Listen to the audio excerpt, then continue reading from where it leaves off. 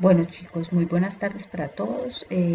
Hoy la clase va a ser un poco distinta. Vamos a hacer una clase virtual e interactiva.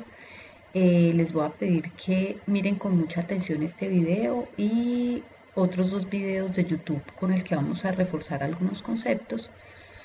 Y posteriormente con el artículo de plantas y cambio climático que ustedes debían leer, pues la idea es que realicemos un taller.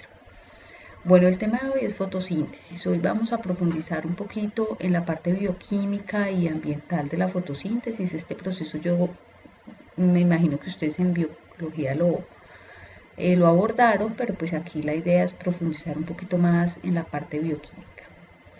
Entonces la fotosíntesis es sin lugar a dudas el proceso bioquímico más importante en la Tierra. Todas las cadenas tróficas y todos los ecosistemas pues se basan y se fundamentan en este proceso.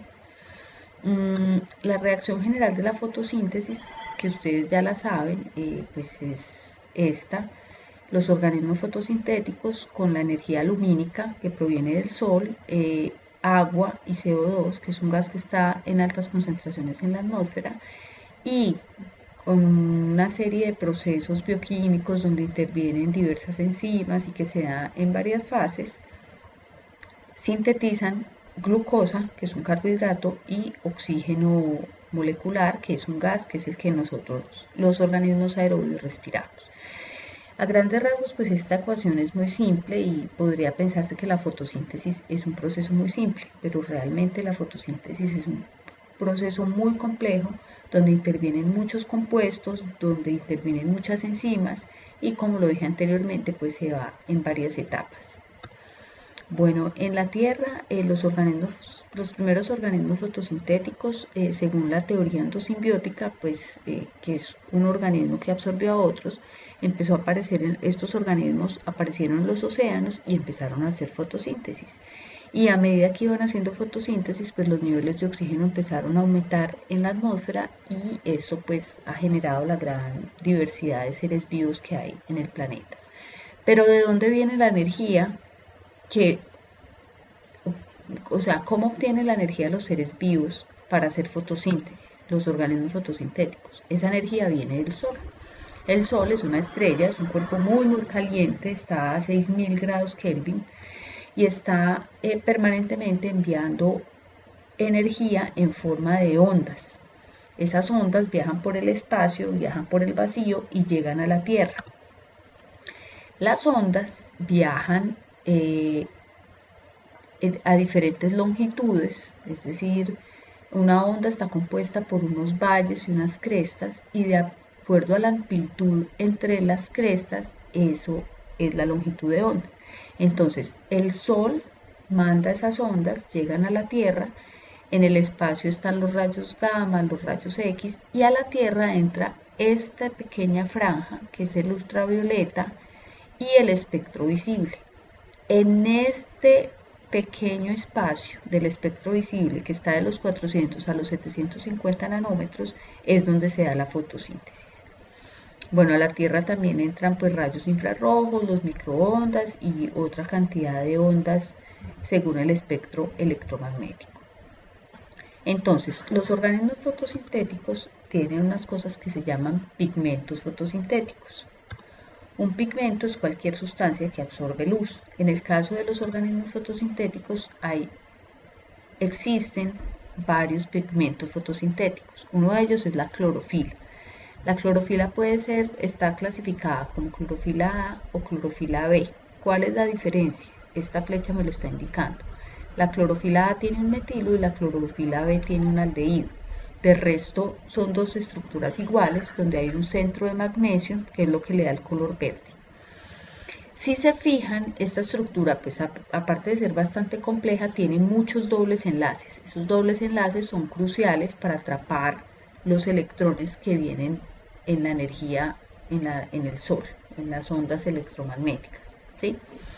Bueno, entonces existen las clorofilas, están otro tipo de pigmentos que son los carotenos, que van del amarillo, pasando por el naranja, inclusive hasta el rojo.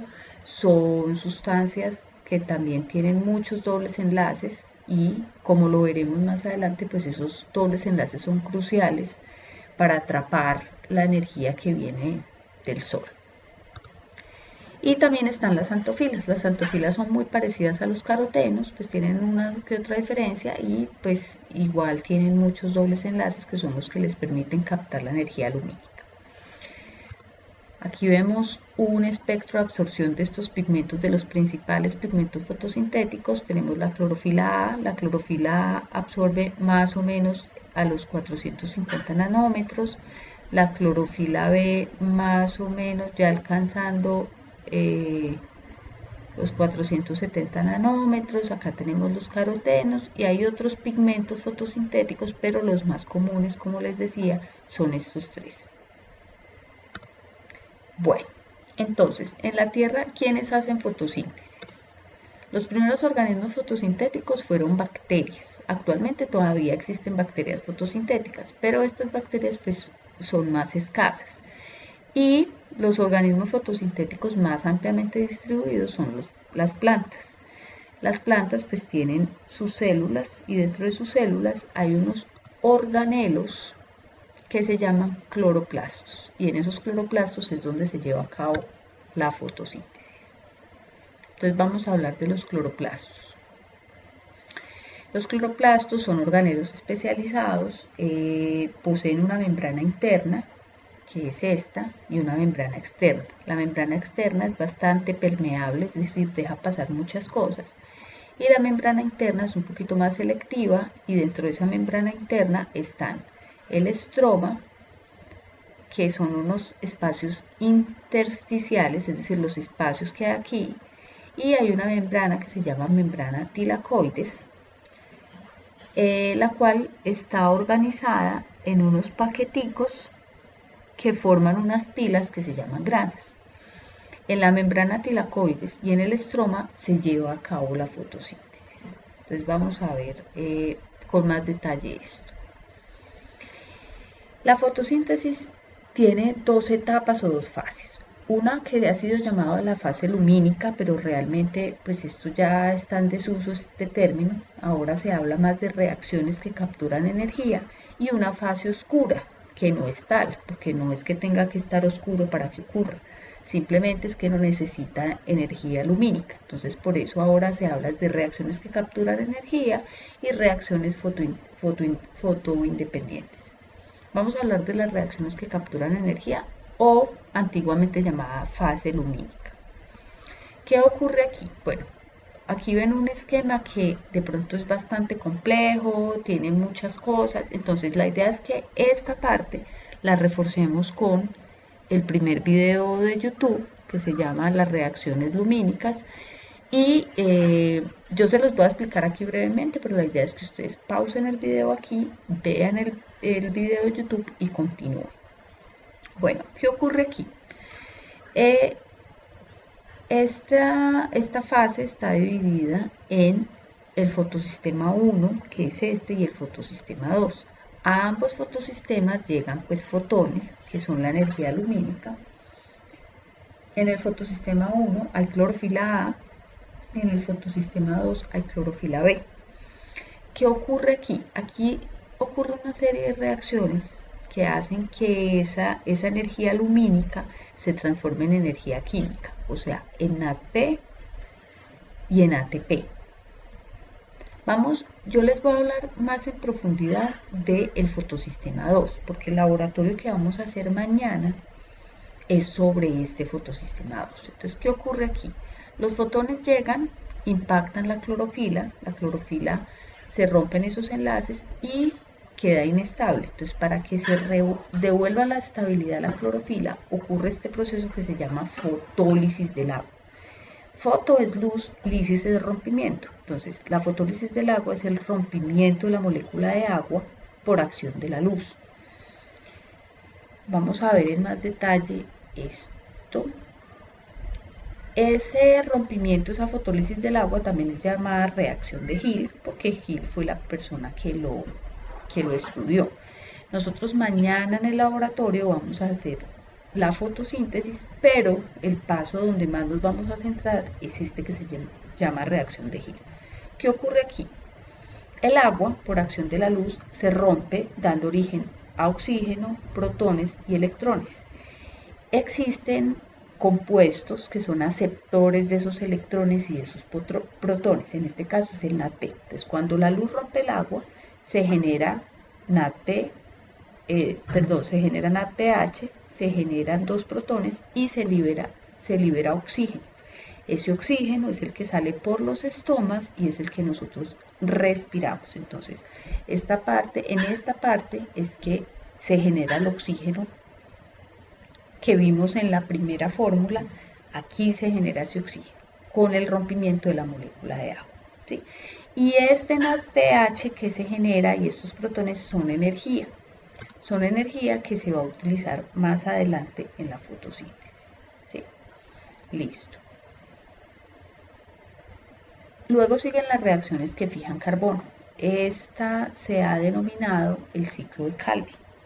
Aquí, esta enzima que se llama la ribulosa 1,5-difosfato, pero que se llama rubisco para abreviar, capta el CO2 de la atmósfera y con la energía que se generó aquí en la fase lumínica, miren que aquí hay unos ATPs, unos ADPs, con esa energía la rubisco empieza a fijar ese carbono inorgánico para sintetizar carbohidratos. Entonces, les sugiero que en este punto del video suspendan y observen el ciclo de Calvin en el otro video de YouTube. Porfa, hagan eso para que nos vaya quedando más claro.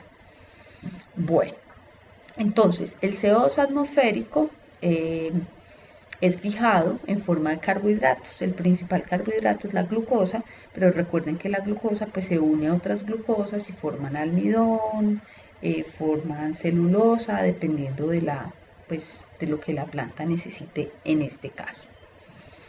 Bueno, vamos a hablar de esta enzima. Esta enzima es la enzima más abundante en la naturaleza porque la biomasa vegetal, para que se produzca esa cantidad de biomasa, pues siempre va a haber esta enzima.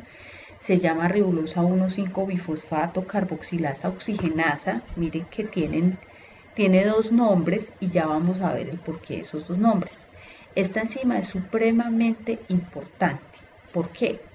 Porque esta enzima es la que constituye el punto clave del equilibrio entre el CO2 que hay en la atmósfera y el carbono que hay en los seres vivos.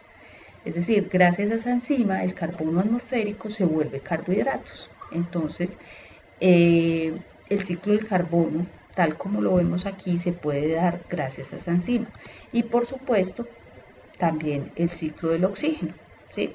La fotosíntesis está estrechamente ligada con el ciclo del carbono y el ciclo del oxígeno, que están en el aire, pero luego pasan a ser parte de los seres vivos.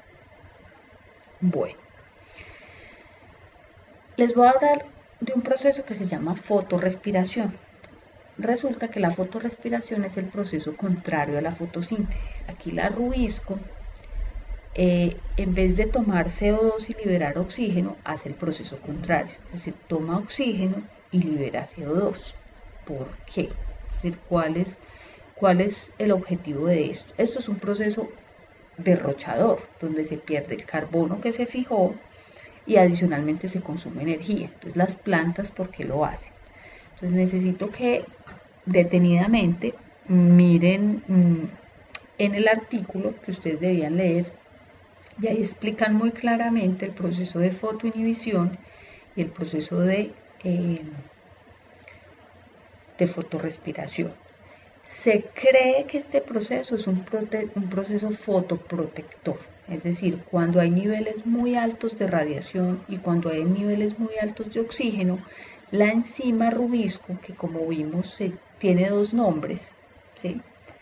Esto es una enzima que se llama ribulosa 1,5-bifosfato carboxilasa oxigenasa, es decir, la enzima sirve tanto para carbono como para oxígeno. Es decir, ella puede actuar con los dos sustratos, es decir, es una enzima cuya especificidad no es absoluta, su especificidad es relativa, ¿sí? Entonces, puede tomar tanto oxígeno como CO2 y esto hace que fotosíntesis tenga un proceso inverso que se llama